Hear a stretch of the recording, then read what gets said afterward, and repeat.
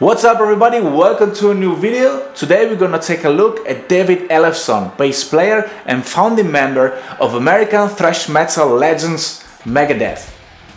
Other than lead singer Dave Mustaine, Dave Ellefson is the only constant member of Megadeth from the time of their establishment in 1983. He fucking left the band! Looking around on the internet, I found a lot of threads about Ellefson, and pretty much everywhere in the bass community he's considered underrated. Underrated by who? To be honest, I haven't found a single negative comment about Dave. On the contrary, pretty much everybody describes him as a very tight player, so it has probably to do with the fact that his role in Megadeth is perceived as secondary, being a band based on busy guitar and drum parts. But let's hear some bass and drums.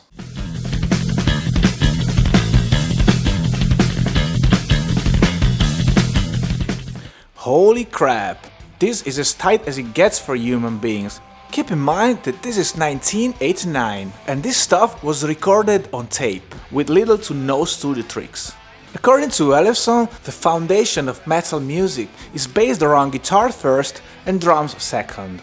He also stated in an interview that when you're playing metal, you don't want to do anything that deviates from the riff.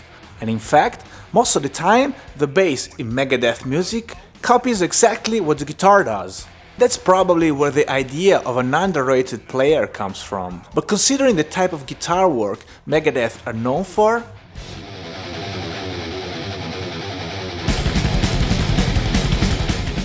being able to double this stuff on a bass guitar is not something that can go unnoticed. So here's a few tips to help you sound like Dave Ellefson of Megadeth. Number 1. Use a lot of hammer-ons and pull-offs. Pull-offs, hammer-ons. To be able to play as fast as Dave, you need to learn how to master these techniques. Hammer-ons and pull-offs are more used on guitar, but if you want to get that extreme tight sound, you had to make it possible on the bass.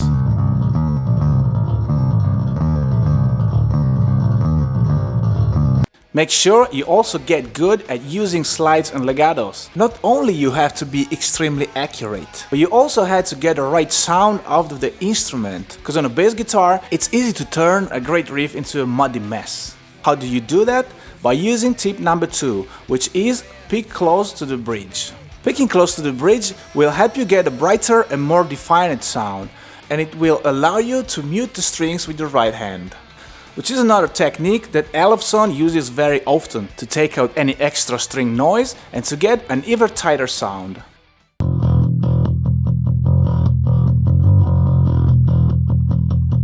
Another trick to be able to get a clear sound while picking fast is to use a soft pick.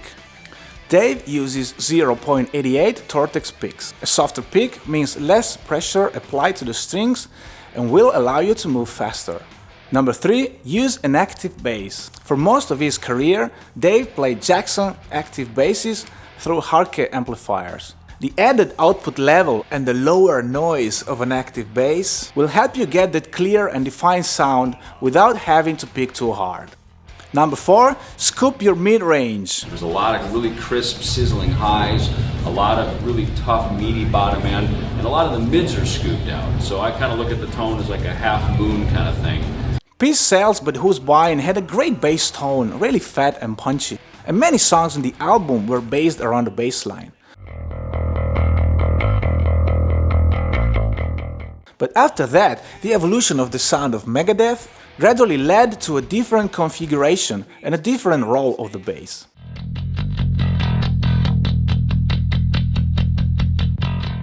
The Megadeth guitar tone is built on the sound of Marshall amps, which are very thick in the mid-range. To work with that, Dave gradually developed a sound using active pickups and very modern, high-tech amplification, which put a really big wallop on the bottom end.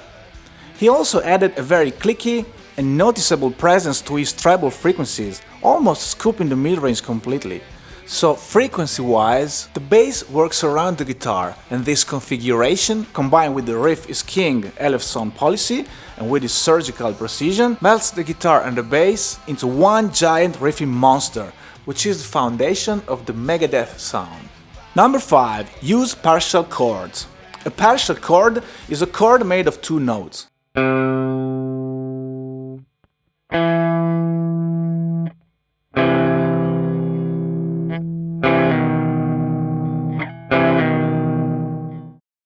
On a bass guitar is probably the best option to voice a chord, and Ellefson loves to do it, especially on intros.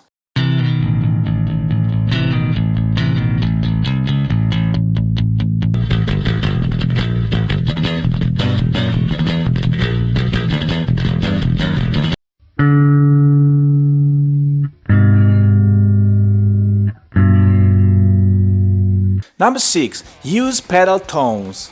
Put simply, a pedal tone is a sustained note that is held or resounded while other harmonies are moving above. The term originates from classical music and comes from the organ for its ability to sustain a note indefinitely and the tendency for such notes to be played on an organ's pedal keyboard and sound something like this.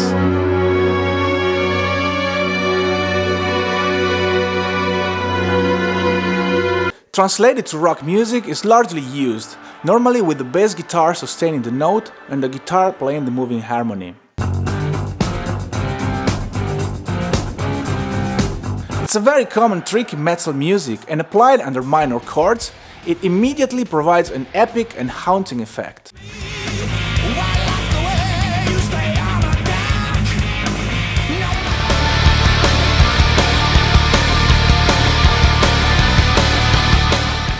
So is Dave Ellefson underrated or not? The definition of underrated is something that has not received the merit, recognition or praise it deserves. Dave is a very respected musician in the metal community, and his technical skills are really impressive. Even when it sounds easy, it's never easy.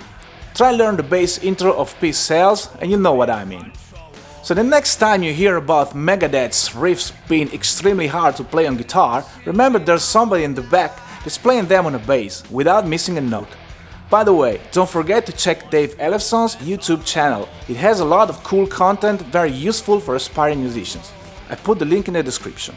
Thank you very much for watching. Don't forget to subscribe and follow me on Instagram. Just like a fire.